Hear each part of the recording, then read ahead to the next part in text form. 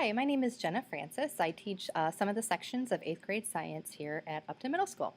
First of all, thank you so much for agreeing to chaperone our April field trip of our salmon release. We really appreciate it, and we definitely couldn't do it without your help.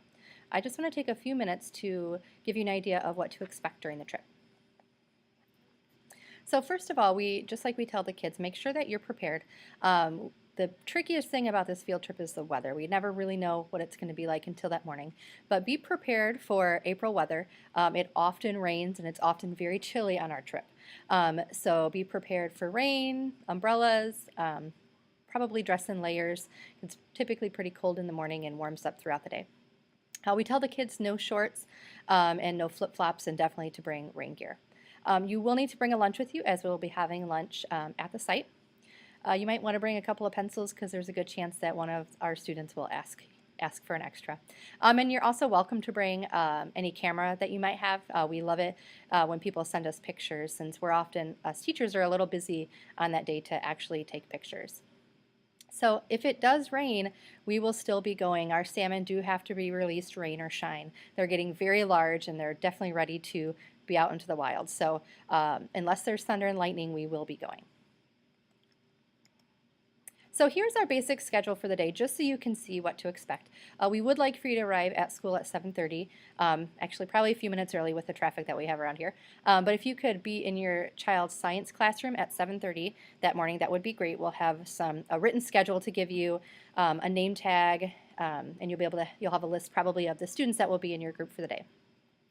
Then we will be boarding the buses. You do not have to ride the bus. In fact, we will not have room for you on the bus. So you will have to drive or carpool with some other parents to Watervliet. And again, we'll have a map for you when you get here. So you'll have to drive yourselves. And then we ask that a few parents take some of our laundry baskets that we'll have with some lunches. If some of you could take that in your car, that would be great. We will probably get there around 8:30 and divide up into our groups, which I'll talk about in a little bit.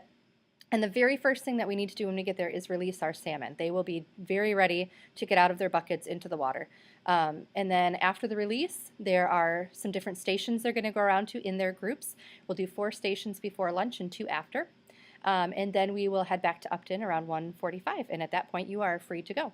You can bring your own child home with you at that point if you would like to, but we do need to have a written note from you on that day, please.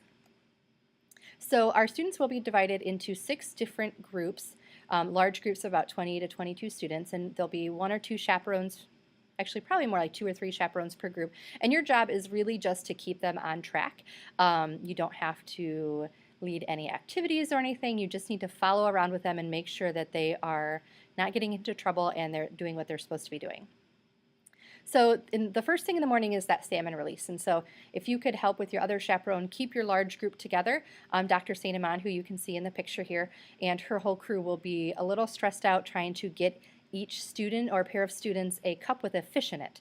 And then they will be releasing those fish. And so it's kind of a big process. I mean, we'll have around 120 students there. So if you could keep your big group together and kind of listen to the instructions, make sure the kids have their hands over the cups so that the fish do not jump out, because they like to do that. They're very large.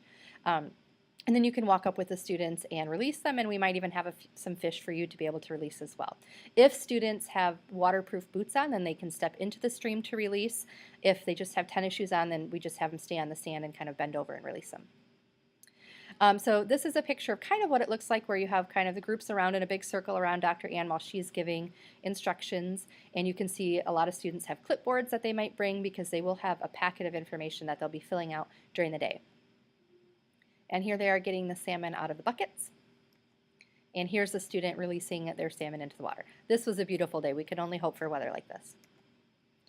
After the salmon release, then students will be going with their groups around to different stations. There are 6 different stations. They will have an assigned lab partner, and you'll even see the lab numbers on their name tags.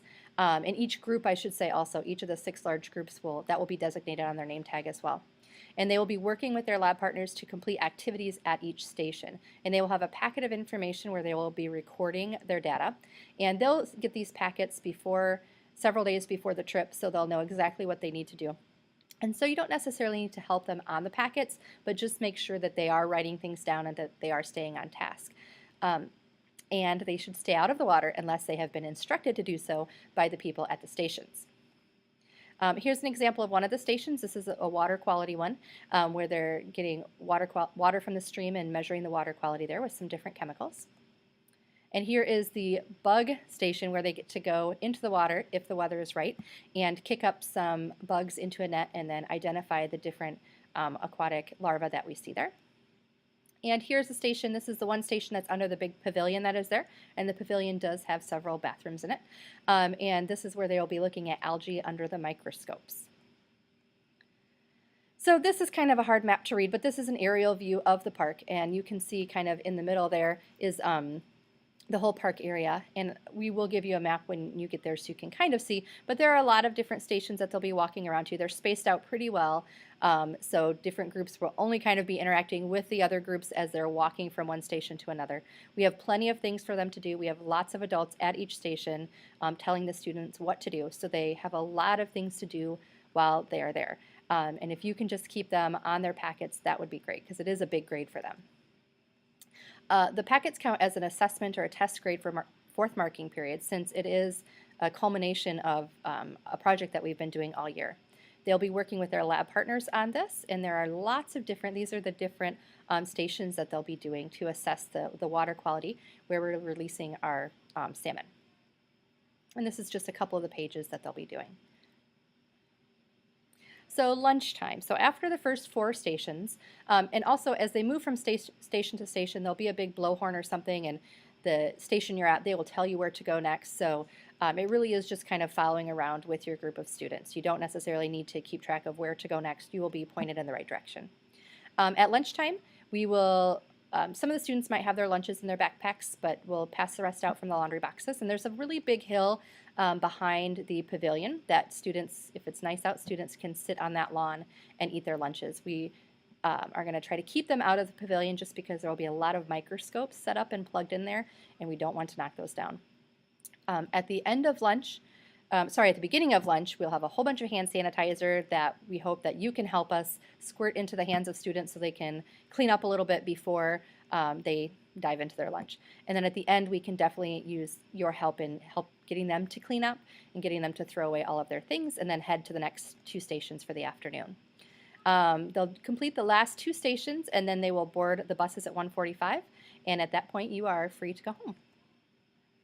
I will include a video of last year's trip in the email so that you can get an idea of what we did on the trip.